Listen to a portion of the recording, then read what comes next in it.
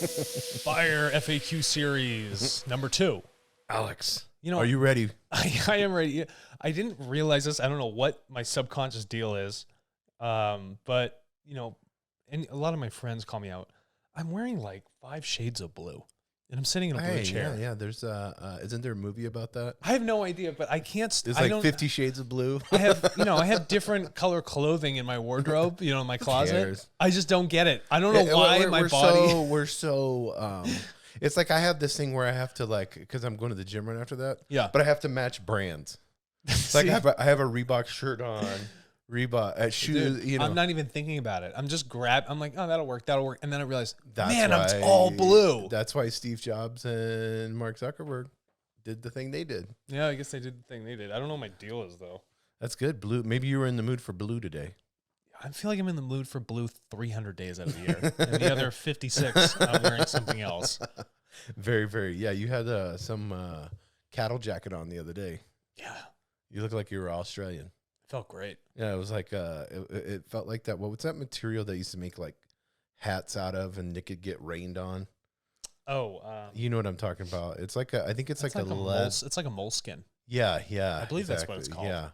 And it had somebody will know. I think there's like Filson hats or something like that. Yeah. Filson. Yeah, and it had oil. It was oiled. I have my oil wax jacket, barber jacket. Yeah. Yeah, thank you. Yeah, you were looking very. It was blue. It was blue. There you go. Now that I think about it, I live in a blue nightmare. Speaking of nightmare. What are you talking about? It's a buyer FAQ. We are, because it's a nightmare to buy data nowadays. Oh, it is. Just trying to. And to make sure it's legit and quality. Yeah. Quality, I think, is where everyone's at right now. It's like, can I buy some quality data? Yeah. Can I buy a quality car or a quality product from Walmart? Probably not Walmart, but, right. But that's what it is. That's what it's starting to boil down to.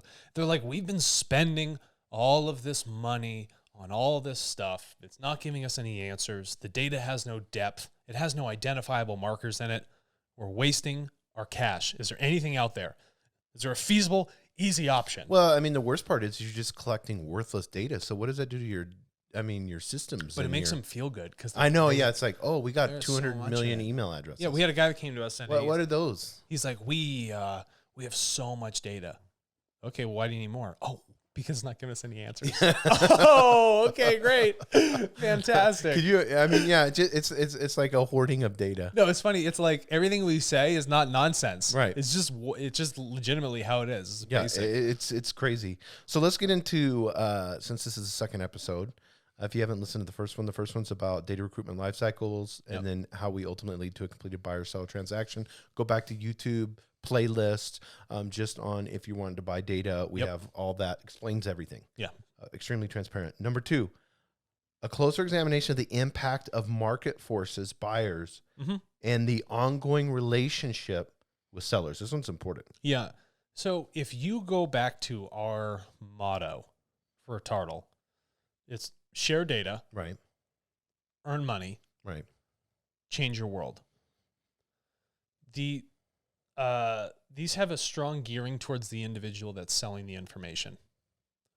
Now, when we talk about shared data, I want you to just quote exactly what I wrote, and I will go in and describe this. The way the seller is introduced into the marketplace is found in our motto.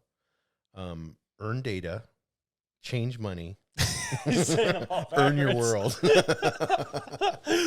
you like that? No, great. I made tons of different variations. Yeah. Because there's 3 of them, and you can make all these different. I did like 9 different variations, and they all sound amazing. It's intertrans. What do you call that? There's a word for that. They're like independence of each other on each of the words. We know. Sorry, I'm way off. Okay, so share data, earn money, change your world. Yeah, that's our motto. Let's talk about sharing data. Yeah. Let us examine how this breaks down and affects the current relationship between buyer and data. Share data.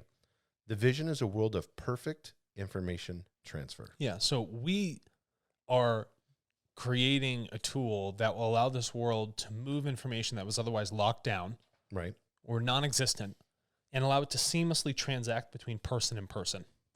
This is outside of the financial aspect of the marketplace. That is an incentive. What we want to do is make sure that information that is needed can get to the people that need it. That's what it is. And the people that are sharing it can share it towards causes that they care about. So if you, as someone that is creating a data packet, want to say that we are the American Heart Association, we are looking to purchase data, Right. health data, social determinants of health, anything like that, from a body of people here in the United States, we would like you to share it towards that cause. And we want to tell you how we're going to use that data. Right. So now the seller on the other side's like, okay, I can feel good about this. This is something I can support. And I like the fact to know that this is how they're going to use the information that I'm giving over to them. So every single one of those transactions, if the buyer chooses to do so, can share what the use of that data will be and what cause it goes towards. So beyond a financial incentive for the seller, it's the altruistic part of it where they're looking at it as like, look at me helping in a large systematic, effort, a unifying effort of all these people coming together to say, look at the change we've created. Yeah, and I want you to, if you don't mind, clarify proper incentive. Yeah, proper incentive. Okay. What incentive do I have to share information with a stranger? Really, there's none. Unless that's my point. Unless you're just secretly trying to, with these, which I would never trust a cookie that's looking at me. Would you ever eat a cookie that's looking at you? A cookie that looks at me? No. Yeah, that's what's happening. No, it bothers me.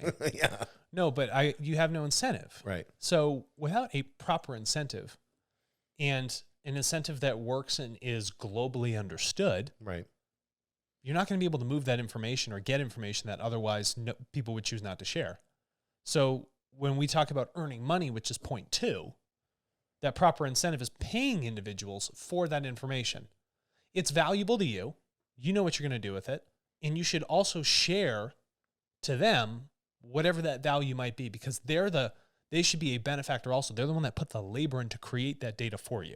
Yeah, and you use the key words here, unlocking the data from personal silos. Yeah, so every person is their own individual silo. Whether it's a relationship that we have, okay, like a romantic or, right, a business, whatever it might be, you're your own silo and you choose to share when you want to share.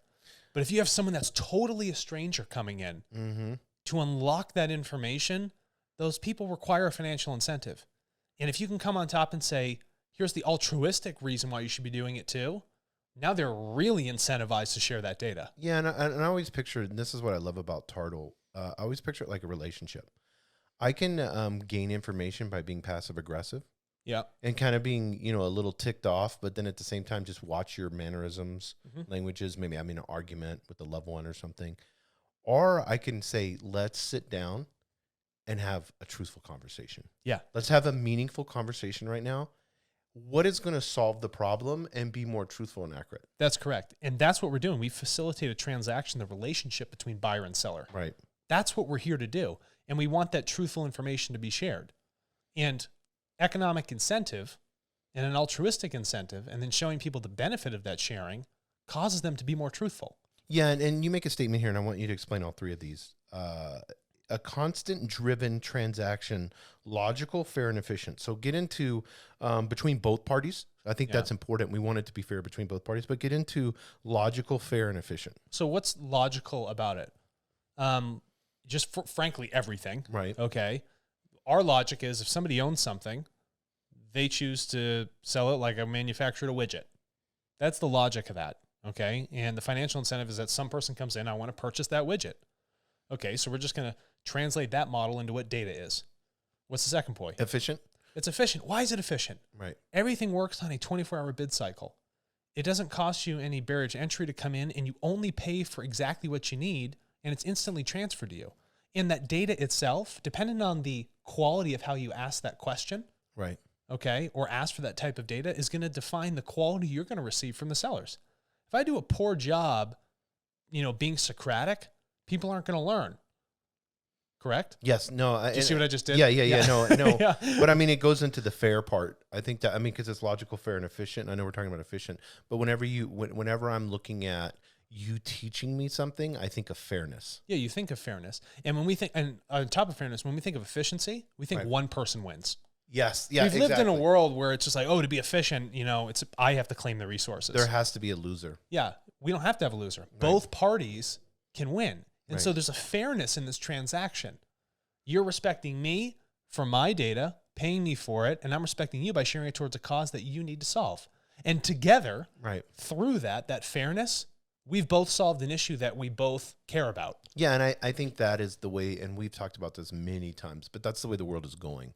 We don't want to have blood diamonds. We don't want to have food that's manufactured off of the backs of 8-year-old kids in a different country. Yep. It's the same with your data. You don't want to have, some nefarious way that this information was getting to you, and somebody lost their their data was, they were deceived in giving their data. And it's truly, they were deceived, coerced. Yes, it's truly fair and honest in the application of you purchasing this data. Yeah, and it shows that you as a company have a deep respect for these individuals. Yes. And what was that statistic we were looking at? 68% of... Yeah, it was 68, 67, something like that. Yeah, 68, 7% of Fortune 500 companies, their leaders feel they are doing the right thing. You're okay? Yes. They're not even really sure. They just feel they're doing it. Right. But then, and for our buyers, some of them fall into that bracket. And then for the sellers, the people that actually interact with these companies, 16% Yes.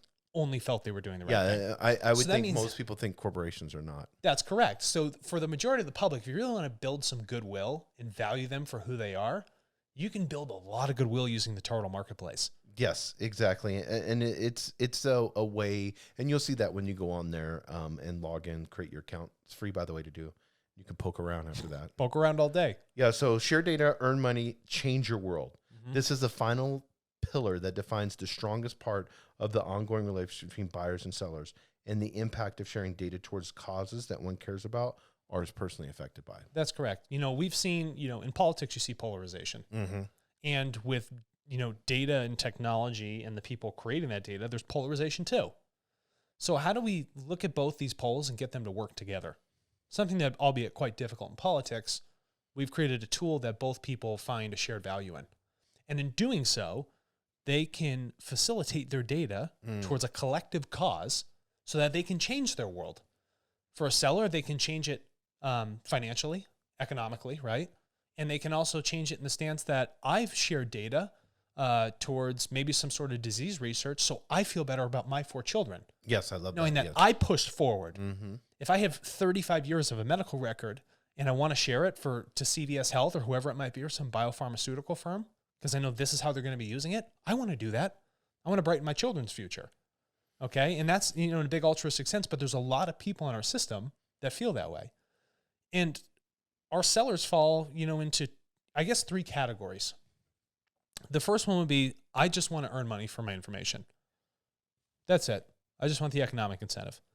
And that's dependent on the culture from those people anywhere in the world. The second person is, I don't really need the money, but I like the idea of sharing information towards a cause I really care about. Great. And then the third one is the person that's the blend. I like receiving the extra income, and I like the fact that I can have a direct impact on these problems, major problems, beyond whatever my little localized life might be. I can have reach all across the globe. Yeah, and I want people to understand our priority in building community and how we can build community through data. Yeah, listen, our users, especially the sellers, they're our data champions. Right. They're on their own journeys. And so to come in and you can help them on that journey, and then they can help you, that builds an online culture that has been missed for a long time. We've had such a black box online culture. Right. No one knows what's going on. It lacks transparency. I don't know where my data went, how it's being used. That doesn't need to be like that anymore. We can live in a world of truth and transparency, that we can all effectively live in a culture that is online and is understood by all. Even if people have a separate culture in Kenya, Ethiopia, Sudan, Indonesia, Malaysia, Philippines, India, China, they all have all their subcultures, right? But then when we come together online, there needs to be a greater culture of how we share that information and how we're solving problems. And the collective, all of us across the globe creating that data, we have all of our answers. So for a buyer to come in, they allow themselves to unlock those answers, right? And then share the positive benefits back to those individuals that sold it. No, I love that. And I think that visualizes the life cycle of the parties and how we all work in tandem together. And you say this in final, again, all of these items are reinforced through podcasts, video podcasts, notifications, direct communication, Yeah. and educational material published online. So, Yeah. so we're communicating with the seller. I mean, not only are we communicating with you guys, but we're communicating with the seller just as much. Yeah, because coercion never worked well. Right. No. And education works. That's why we allowed you to poke around in the system. We're not going to prohibit you from doing so. Go use it and study the tool. I'm not going to ask you to go fly a plane if you've had no training on it. I'm not going to ask you to sell your information if you really don't know who we are. You know, we want to put it out all on the table for you. It's for your benefit as a buyer or a seller. Yeah, I mean, because if we're being transparent and we're educating, We're not here to create any harm. yes, We're not here to sway you into doing something you otherwise shouldn't be doing. We just know what's going to help this world. Right. And you as a buyer can, especially people, you know, the buyers have a lot of resources. You can facilitate a lot of change. But buying data from Tartle will help you facilitate the proper change. Yeah, and how to buy data, you go to Tartle, TARTLE.co.co. Sign up. You'll see a button on the right-hand side. You can sell your data while you're there also, if you want to play around with that. You know, I heard somebody talking about that. It's like, well, let me try that first before I go into, you know, buying. So either way, I mean, you could put your personal information in there, roll with that, kind of see how the system works on both sides. Yeah, a lot of our buyers have come in and they're, not to go any longer on this, but they're usually personally inquisitive. Yes. And then professionally inquisitive. Yes. Yeah, exactly. And that's fantastic. And it allows you to holistically see both sides of how this whole thing comes together. Yeah, so we encourage you, like you said, poke around. Yeah. Have some fun. And if you're a company that wants to sell info, open yourself up a new annuity stream. Yes. If you've been hoarding all that data, let's start to unlock the value of it. Yes, exactly. Yeah. 100%. Tartle.co. Thanks.